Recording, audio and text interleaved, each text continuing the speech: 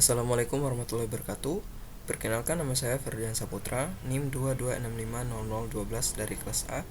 Pada video kali ini saya akan mereview materi dari mata kuliah Manajemen Proyek Teknologi Informasi. Untuk materinya di sini Project Time Manager. Pentingnya jadwal proyek. Menyelesaikan proyek tepat waktu sebagai salah satu tantangan terbesar di proyek. Waktu yang masalah jadwal adalah tantangan utama bagi benturan dalam proyek, khususnya selama pertengahan kedua proyek. Gaya kerja individu dan perbedaan budaya penyebab konflik jadwal. Suatu dimensi dari tipe indikator Myers-Briggs berfokus pada sikap masyarakat terhadap struktur dan batas waktu. Sebagian orang memilih untuk mengikuti jadwal dan memenuhi tenggang waktu, sementara yang lainnya tidak. Perbedaan budaya mengakibatkan perbedaan sikap tentang jadwal. Media snapshot. Perbedaan dengan Olimpiade musim dingin 2002, perencanaan dan penjadwalan sangat berbeda untuk Olimpiade musim panas 2004 yang diselenggarakan di Athena, Yunani. Banyak artikel yang ditulis sebelum upacara pembukaan memprediksi bahwa fasilitas tidak akan siap pada waktunya. Banyak orang sangat terkejut dengan ucapan pembukaan yang menakjubkan. Bangunan baru yang indah, keamanan dan sistem transportasi di Athena sangat luar biasa. Orang-orang Yunani bahkan membuat senang para kritikus dengan berpura-pura para pekerja konstruksi masih bekerja pada saat upacara dimulai. Manajemen waktu proyek. Perencanaan pengelolaan jadwal. Menentukan kebijakan, prosedur, dan dokumentasi yang akan digunakan untuk perencanaan, pelaksanaan, dan pengendalian jadwal proyek. Mendefinisikan kegiatan. Mengidentifikasi kegiatan khusus bahwa anggota tim proyek dan stakeholder harus melakukan untuk menghasilkan deliverable proyek. Aktivitas sequencing. Mengidentifikasi dan mendokumentasikan hubungan antara kegiatan proyek. Estimasi sumber daya. Memperkirakan berapa banyak sumber daya tim proyek sebaiknya digunakan untuk melakukan kegiatan proyek. Memperkirakan jangka waktu kegiatan. Memperkirakan jumlah periode kerja yang dibutuhkan untuk menyelesaikan kegiatan. Membangun jadwal. Menganalisis urutan kegiatan, estimasi sumber daya, dan perkiraan durasi kegiatan untuk membuat jadwal proyek. Mengontrol jadwal. Mengendalikan dan mengelola perubahan jadwal proyek. Untuk ringkasan dari manajemen waktu proyek, di sini terdapat planning, di mana terdapat proses dan outputnya. Kemudian ada monitoring and controlling, ada proses dan outputnya juga. Planning schedule management. Tim proyek menggunakan pertimbangan ahli teknik analis dan rapat untuk mengembangkan rencana pengelolaan jadwal.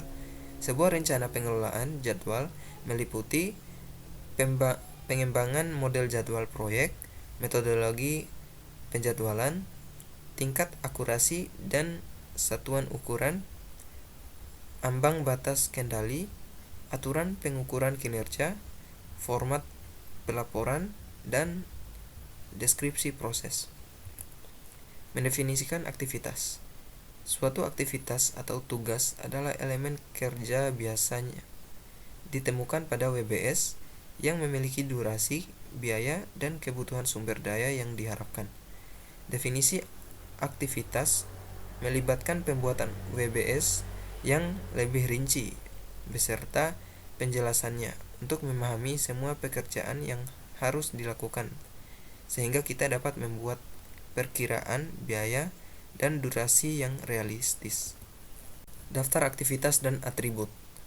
Aktivitas list berupa tabulasi kegiatan yang harus dimasukkan pada jadwal proyek, di mana terdapat nama aktivitas, nomor, dan identifier kegiatan, deskripsi singkat aktivitas.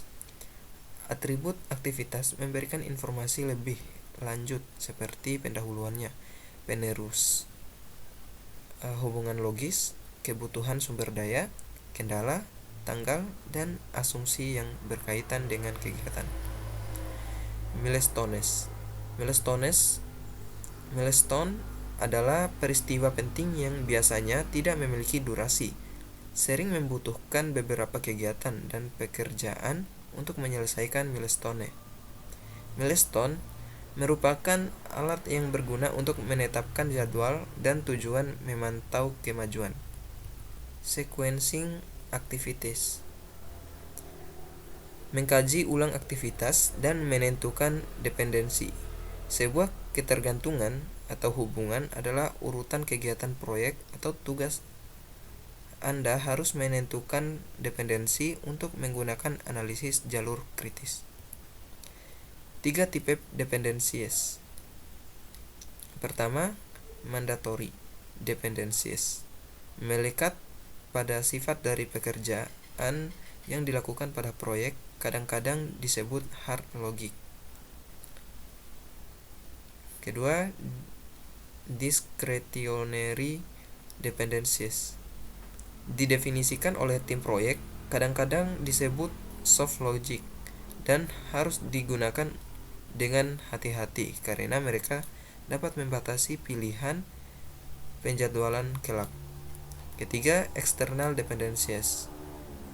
Melibatkan hubungan antara kegiatan proyek dan non-proyek. Network diagrams.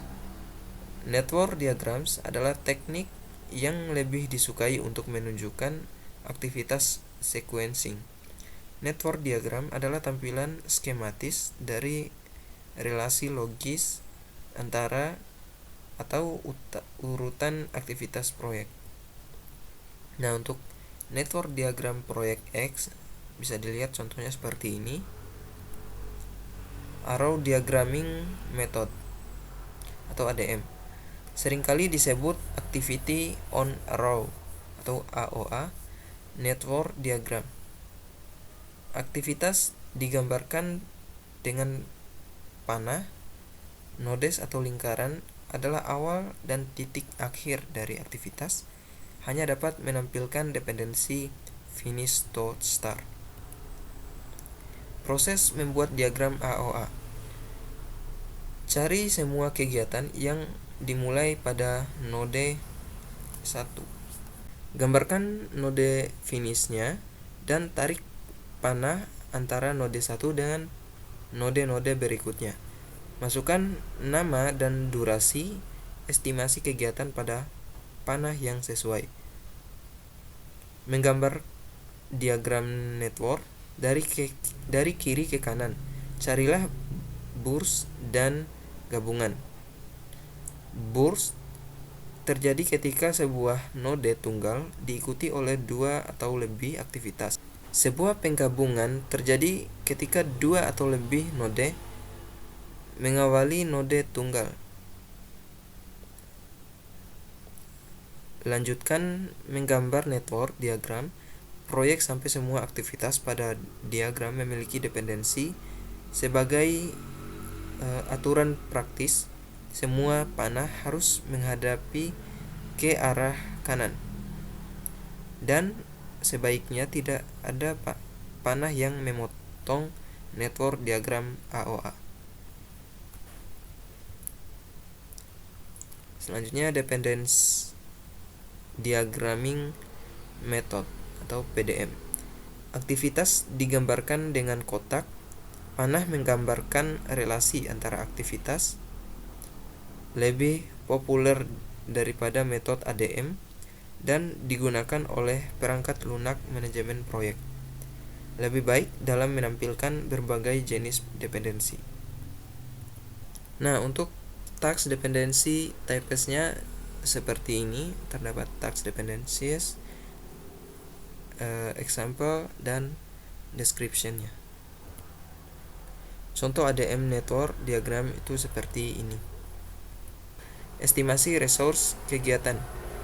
Sebelum memperkirakan durasi kegiatan, kita harus memiliki gagasan yang bagus tentang jumlah dan jenis sumber daya yang akan ditugaskan untuk setiap kegiatan. Sumber daya manusia, peralatan, dan material. Mempertimbangkan isu-isu penting dalam mengestimasi sumber daya seperti bagaimana sulitnya akan melakukan kegiatan tertentu pada proyek ini. Pengalaman organisasi dalam melakukan kegiatan serupa, apakah sumber daya yang diperlukan tersedia? Sebuah resource breakdown struktur adalah struktur hierarkis yang mengidentifikasi sumber daya proyek berdasarkan kategori dan jenisnya.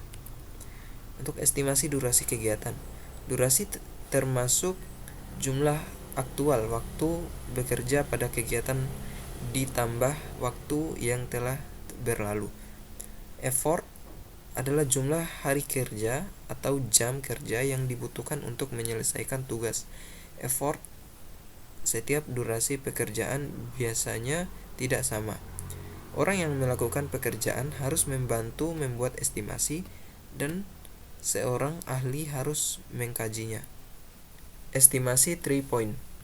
Estimasi yang mencakup kemungkinan besar dan perkiraan pesimis serta perkiraan optimis, seperti 3 minggu untuk optimis, 4 minggu untuk yang paling mungkin, dan 5 minggu untuk estimasi pesimis. 3 point estimate diperlukan untuk PERT dan simulasi Monte Carlo. Membuat penjadwalan menggunakan hasil dari proses manajemen waktu lain untuk menentukan tanggal awal dan akhir proyek. Tujuan utamanya adalah untuk membuat jadwal proyek yang realistis, yang menyediakan bahan untuk pemantauan kemajuan proyek berdasarkan dimensi waktu proyek. Tools dan teknik penting diantaranya adalah Gantt chart, analisis critical path, dan penjadwalan critical chain, dan analisis PERT. Gantt chart. Gantt chart menyediakan format standar untuk menampilkan informasi jadwal proyek dengan daftar kegiatan proyek yang berhubungan dengan tanggal dimulai dan diselesaikan dalam format kalender. Simbol yang digunakan terdapat diamond hitam, yaitu sebuah milestones, batang hitam tabel, merupakan ringkasan teks, batang tipis horizontal, merupakan durasi setiap task, panah dependencies between tasks. Nah, untuk Gantt chart for project X, contohnya seperti ini. Untuk Gantt chart proyek peluncuran software, contohnya seperti ini. Menambahkan milestones pada Gantt charts. Banyak orang ingin fokus pada pencapaian milestone, terutama untuk proyek-proyek besar. Milestones menekankan peristiwa penting atau prestasi pada proyek. Secara normal, membuat milestone dengan cara memasukkan task berdurasi 0, atau kita dapat menandai setiap task sebagai tonggak. Smart kriteria. Milestones baru terdapat spesifik, measurable, assignable, realistic, dan time framed. Untuk contoh tracking Gantt chart seperti ini. Nah, mungkin itu saja review materi kali ini. Lebih dan kurangnya saya mohon maaf. Wabillahi taufiq wal hidayah. Wassalamualaikum warahmatullahi wabarakatuh.